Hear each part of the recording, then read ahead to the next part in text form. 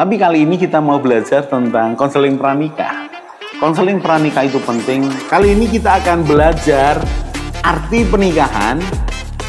Topiknya adalah tidak ada keluarga yang sempurna.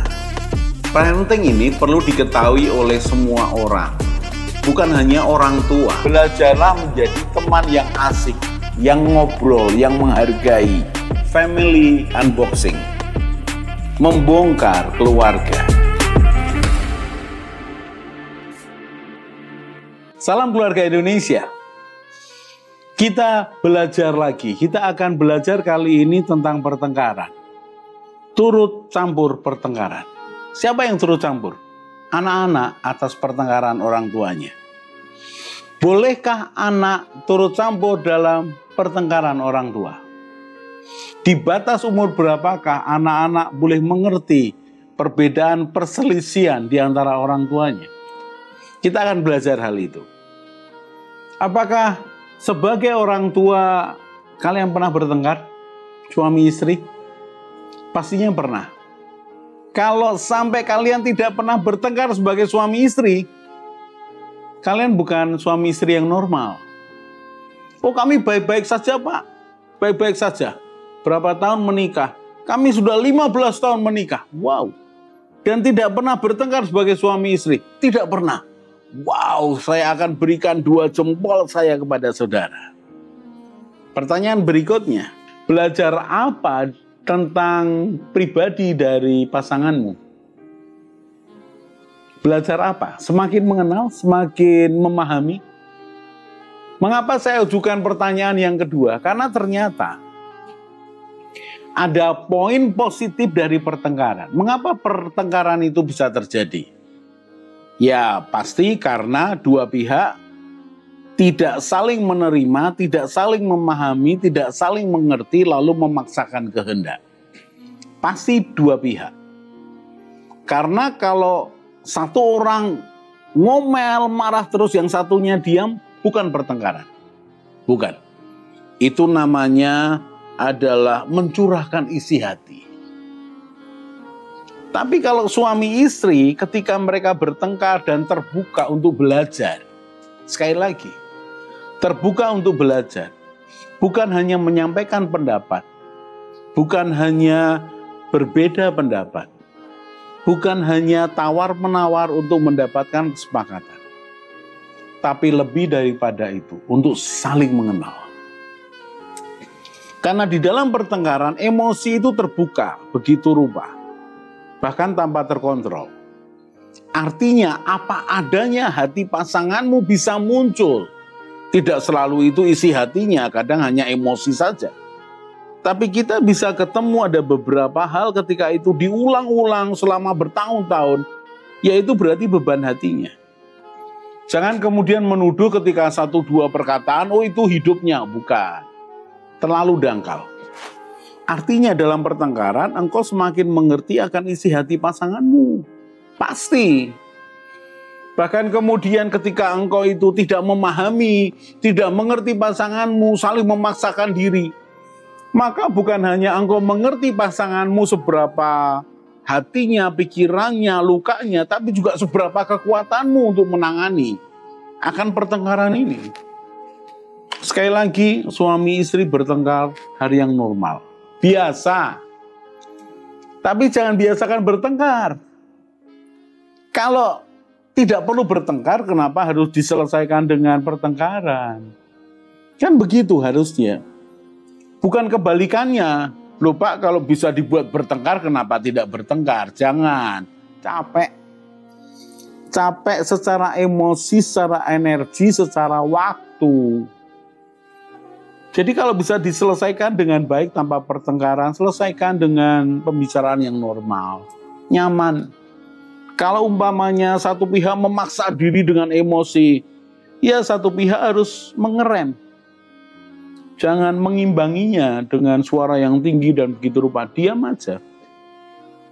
Maka pertengkaran tidak akan terjadi. Jadi suami istri biasa bertengkar, jangan dong. Tapi kalau ada suami istri bertengkar, nah normal lah.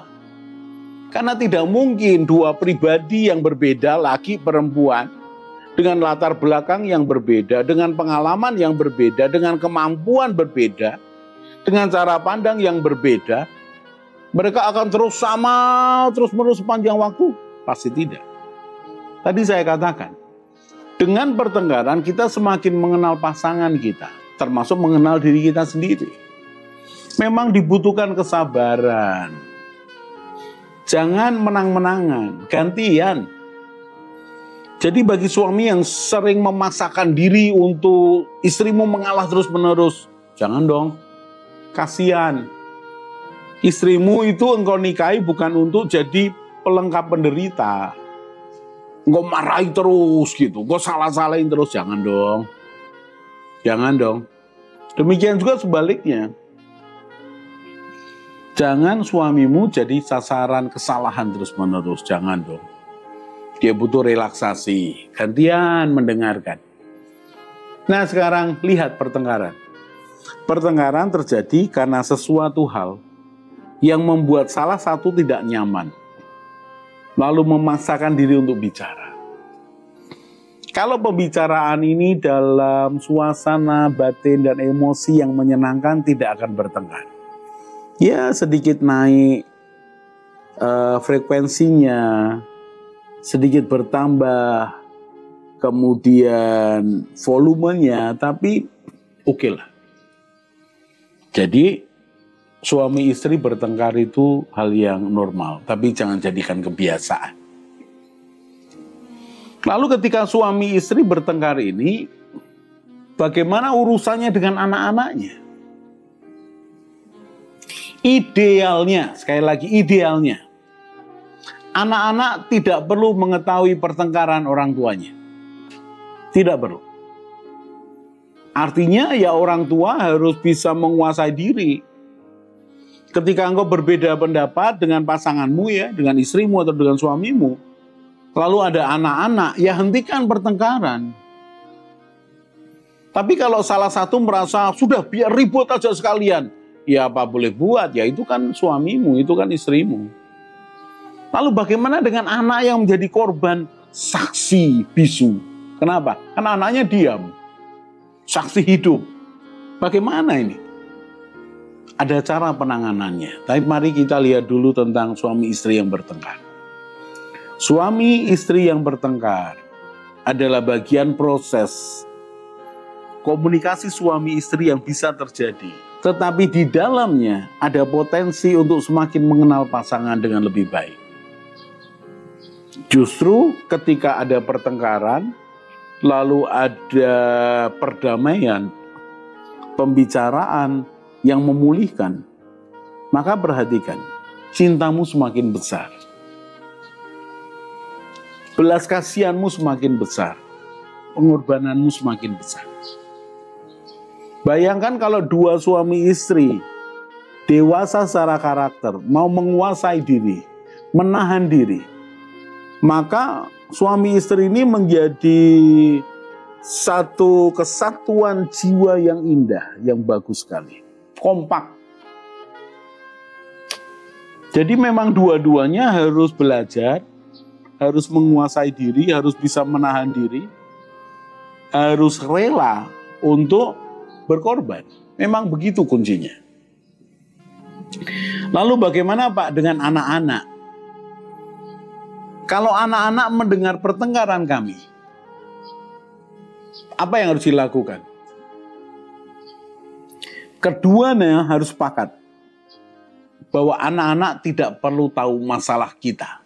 Kenapa? Masih kecil. Seberapa kecil? Saya anggap aja 6 tahun ke 2, 12 tahun ke bawah. Mengapa? Mereka masih sibuk dengan hidupnya sendiri.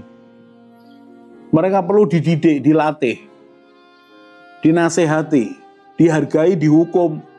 Mereka perlu didikan. Mereka tidak perlu contoh pertengkaran di depan mata mereka. Jadi ya sepakati bahwa anak-anak nggak perlu tahu. Artinya dengan kesepakatan itu suami istri harus menahan diri untuk tidak curhat masalah kepada anak. Jangan. Karena sudah sepakat suami istri bahwa jangan cerita kepada anak, kasihan. Tetapi ya kalau suami istri belum mau belajar, tidak mau belajar, lalu anak jadikan pelampiasan, curhat, ya anak akan diam sambil matanya melihat diam. Dan banyak orang tua merasa, oh anakku mengerti, aku cerita anakku mengerti.